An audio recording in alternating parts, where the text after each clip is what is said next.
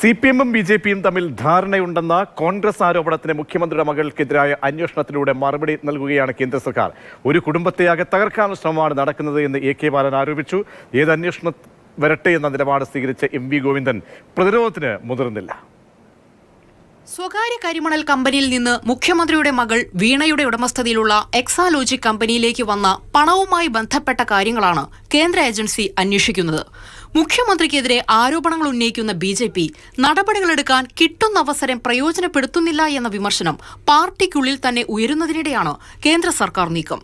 CPM BJP ഒത്തുതീർപ്പെന്ന Congress ആരോപണത്തിന് ഇത് മറുപടിയുമാകും. വീണ വിജയനെതിരായിട്ടുള്ള അന്വേഷണത്തിൽ യാതൊരു പുതുമയില്ല. ഇനിയെങ്കിലും എന്റെ കൈകൾ ശുദ്ധമാണ്, ഭാര്യയെ വേട്ടയാടുന്നു, മകളെ വേട്ടയാടുന്നു, ഇതൊക്കെ കണ്ണൂർ ജില്ലയിലെ CPM-കാർ പോലും ഇനി വിശ്വസിക്കില്ല.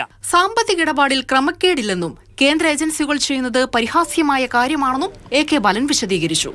ഇത് തീർത്തും ഒരു മനുഷ്യനെ, ഒരു കുടുംബത്തെ അവഹേളിക്കുന്നതിനും അപമാനിക്കുന്നതിനും നടക്കുന്ന ഗൂഢാലോചനയാണ്.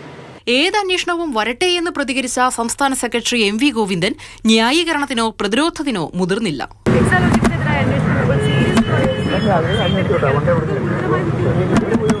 നേരത്തെ പറഞ്ഞതിൽ കൂടുതലൊന്നും പറയാനില്ലെന്ന് മന്ത്രി മുഹമ്മദ് റിയാസ് പ്രതികരിച്ചു. കൃത്യം നടത്തിയത് മുമ്പും സംസാരിച്ച കാര്യങ്ങളാണ്, അതിലിപ്പോൾ പുതുതായിട്ടൊന്നും പറയാനില്ല.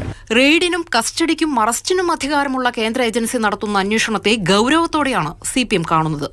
News desk, Mathrubhumi news.